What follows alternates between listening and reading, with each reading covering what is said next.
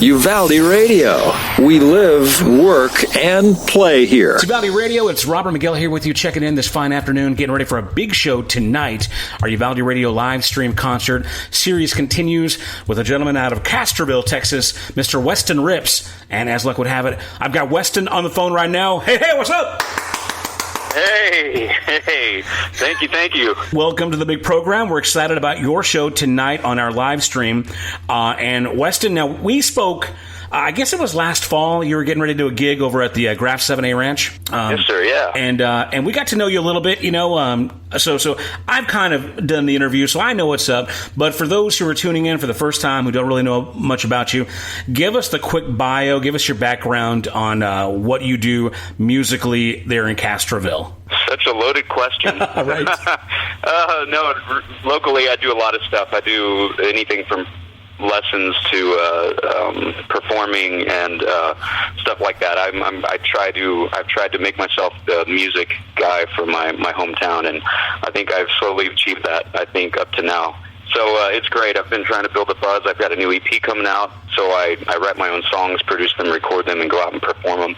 And I also, the past 5 years, I've been really focused on licensing TV, film ads, that kind of stuff as well. So I try to stick my fingers in too many things, but sometimes it's good. Now you've got your own studio there in town, right? Yes, sir. I'm sitting in it right now. So give us some background on, the vision for opening up your own studio and making that work. And do you work out of it solely, or do you lease it out, rent it out? Do other people, dabble in there too, or what? So I've been approached a lot, especially by other artists and musicians, to answer your last question there. And I've just slowly learned that it kind of takes away from my personal, use. I built it with my bare hands. It's actually next to my house. I was a former teacher. Before teaching, I had the dream of building this, and the whole dream came from getting myself off the road so I could have a family and not have to tour and travel too much. So that's led me here with the studio, and I mainly record myself. I do some friends some favors, and people will ask, and depending on what it is, I'll take it on, but I try not to advertise as a recording studio. Now, I mean, if you're, I guess, ballsy enough to make your own recording studio, obviously you must be a multi-instrumentalist, right? What instruments do you play, and what's your background as far as music goes? So I started as a drummer as a child, or before a teenager, and throughout the teen years and throughout high school and college, my brother and I had a three-piece band, and I was the drummer and became the lead vocalist for the group as well. We were a three-piece jam band, kind of funk rock style, and as I gravitated towards guitar for songwriting, I became more of a guitarist here lately. So I branched out to guitar and then started producing my own stuff. Also, my undergrad was in music, and got to study a lot of percussion, and had throughout songwriting and guitar playing at that time, I just branched out. It became easy for me to pick up the bass since my brother played as well, so I was always around a good bass player. So just the basic rock band instruments is what I tend to gravitate to: bass, guitar, drums, vocals. I can sing harmony, and a little bit of piano and keys. I just don't. I try to keep that a secret. All right. Well, very cool. So obviously you've got everything you need to make your own record, and you've done so. Give us a history of your discography, as they say. Sure, yeah. In 2003, I was 19, and we recorded our first full-length 14-song album with Jumping Monks called Green Apple Worms, and that opened the door. That got us to do a lot of cool stuff, early 2000s. Long story short, we had to get a new guitarist, and that kind of put us on the hold for our next album. In 2007, we did another full album, but that was a certain part of our lives where we needed to devote some time to family and career building and stuff like that outside of music, and I didn't want to leave music. It kind of all hit at that time. So I became a teacher and then came back, and in 2015 I put together a rock album that I was making for licensing purposes, and I needed to release that. I needed to get back and be an active artist, so I released that on my own without being able to perform it. That's all digital. And now, fast forward to today, I was supposed to have, May 2nd was supposed to be my EP release for my newest stuff, and now that got postponed, obviously. I'm still trying to set a date, so I'm going to have a full EP release party, a physical party, CDs, vinyl, all the works. Just don't have a date now. It all had to be pushed back. So that's where I am. That's all the discography that up to now.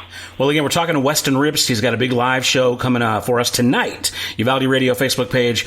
Check out Weston Ripps at 7 o'clock this evening. And if you can, please throw a couple of bucks in the virtual tip jar. I'm sure you're going to have one of those, right? Absolutely. All right, so everybody check that out tonight, 7 p.m. on Uvalde Radio Facebook. Now, again, we've established you're more of a rock artist, rock influence, but your new record, your new EP, has more of like an indie singer-songwriter kind of thing, right? Yeah, so around 2011, I met a real good, probably my best friend now today, Will Dotson. He used to sing with Buster Jiggs back in the day, and him and I started doing some duo stuff, and it was the first friend I had that turned me on to certain artists and styles that I really didn't have a friend listening to. I knew it was there. I live in Texas, obviously, but a lot of Americana singer-songwriter stuff.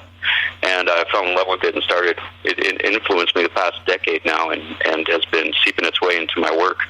And that's what this EP is, myself from the rock background colliding with my country buddy. Well, I think as we get older, I think when you're younger and you're like, dude, let's start a band. I think a lot of guys gravitate towards rock. It's something you can do, get out some of that aggression. You're doing it with your buds, But then as you get older, I think that I know this is, for me, for sure.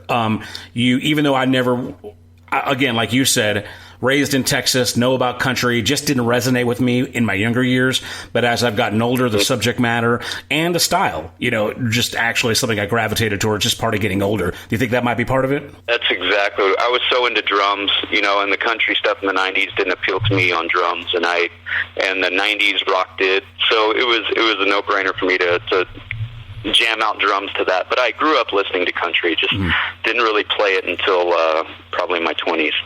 So that's what it was. I was a huge Garth Brooks fan, and I finally learned a couple of Garth Brooks tunes here the past few years for the first time, even though I grew up listening to him over anybody. So it's funny how it works, how it all comes together later on. And you're right, it has something to do with maturity and getting some experience, and then you start gravitating to lyrics. And I stayed away from lyrics and was focused on the musicianship and instruments. Well, let's talk about your lyrics right now. What is, as far as the content goes, what are you singing about? Sure, yeah, a lot of life and personal things. I actually wrote a lot of these songs I've written over the past 10 years that will be on my EP, and it's just like we were just talking about, experience coming into play, living, and the things you go through that kind of influence you on writing, and that's one of the reasons I wanted to put this out there. The stuff I write for licensing is not from a first-person point of view as much as this new EP is,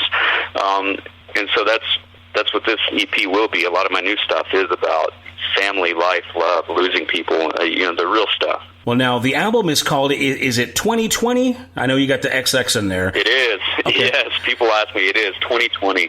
And just kind of a play on words there, actually. So I was approached by Marcus Buckner out of Market Media in Divine. He's building a studio out there, and I know he wants to get some exposure in with musicians as he is building his studio to start mixing. And he approached me, and it was something he had in mind as far as that was his vision for 2020. And the song he heard, I did a favor, came over and played some songs for him for a little event he put on, and he heard some of my original stuff that he hasn't heard, and said, "Hey, you should put this out. I really, let's work together." And he wanted to kind of co-produce it and get some experience in. So that led us to this, and so we've been working on it. I'm mainly doing a lot of the recording and instrumental stuff, and all the songwriting. He's acting as a kind of a co-producer in it, and as we're both learning on the engineering side. So it's going great, though. Now, I'm sure as you were planning this record, obviously you plan to release it in 2020, so I'm sure that's kind of an underlying or obvious theme of the record. But for many of us, 2020 means something completely different now, right? I mean, we're talking like this is the year that many of us lost. Do you think that the title now fits the record, or do you think you might need to add a real dark song in there? Ooh, yeah, I might have to add a new song in there, but that would push us back to 2021.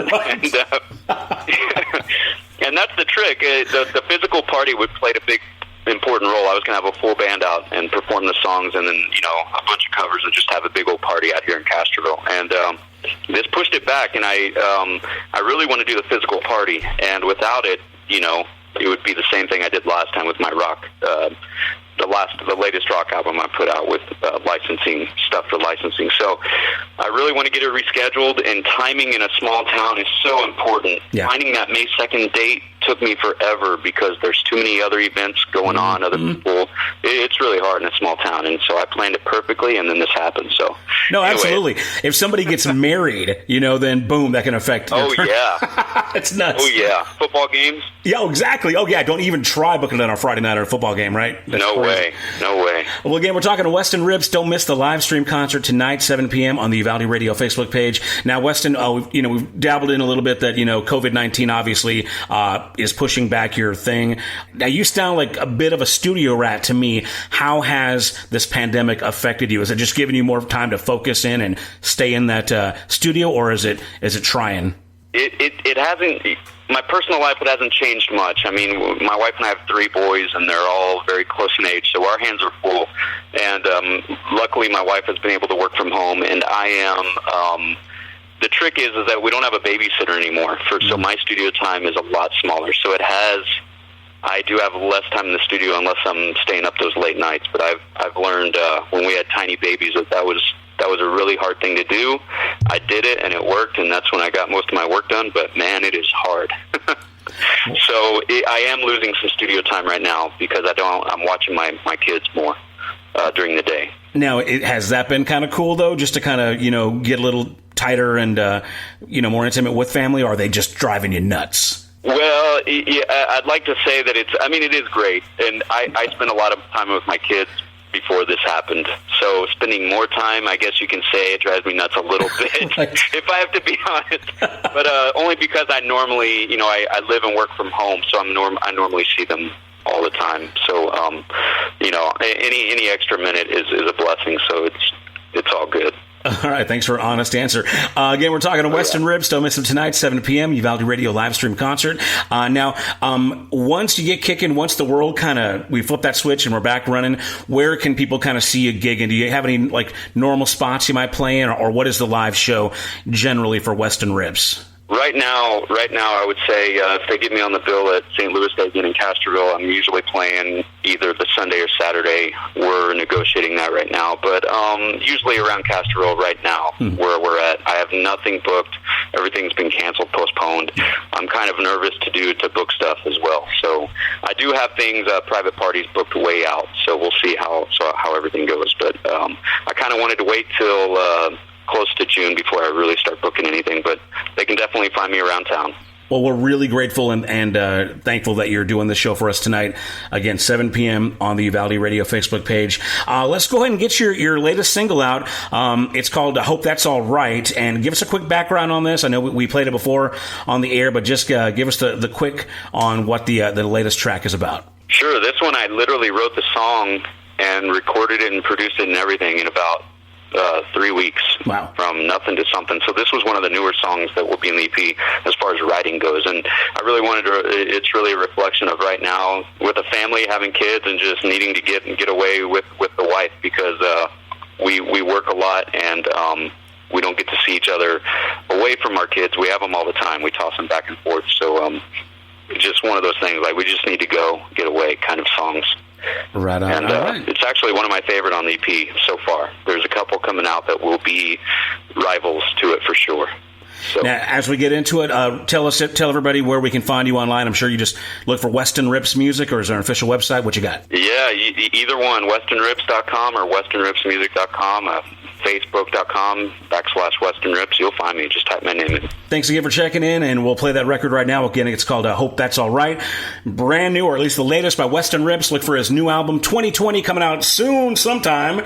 And meanwhile, see him live tonight, 7 p.m. on the Uvalde Radio Facebook page. That's going to wrap it up here on UvaldeRadio.net. Thank you, sir. Thanks, Robert. Appreciate it.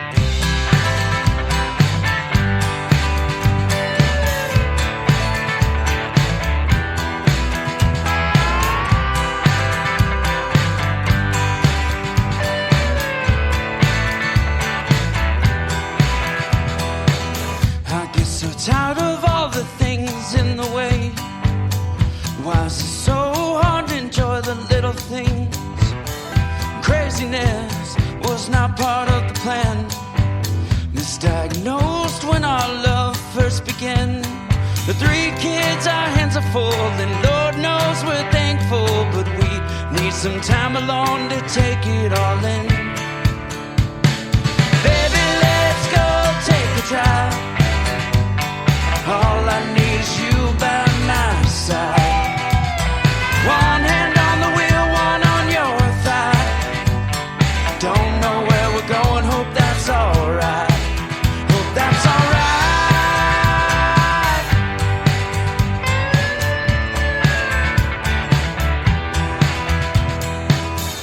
We could head up that busy 35, stopping green and do the night ride, or take 37 south until it ends. Stick our feet in the sand, watch the waves roll in. They say it's temporary, I say it's necessary that we get some time alone to take it all in. Baby, let's go take a drive. All I need is you by my side. One hand on the wheel, one on your thigh. Don't know where we're going, hope that's alright. Hope that's alright.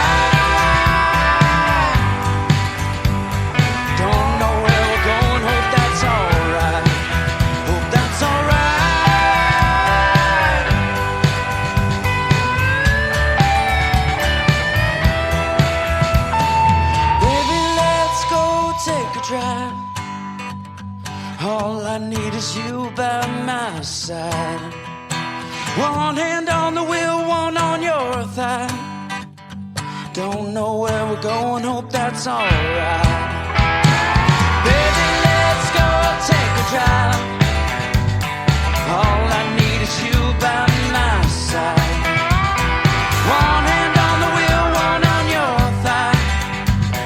Don't know where we're going, hope that's alright.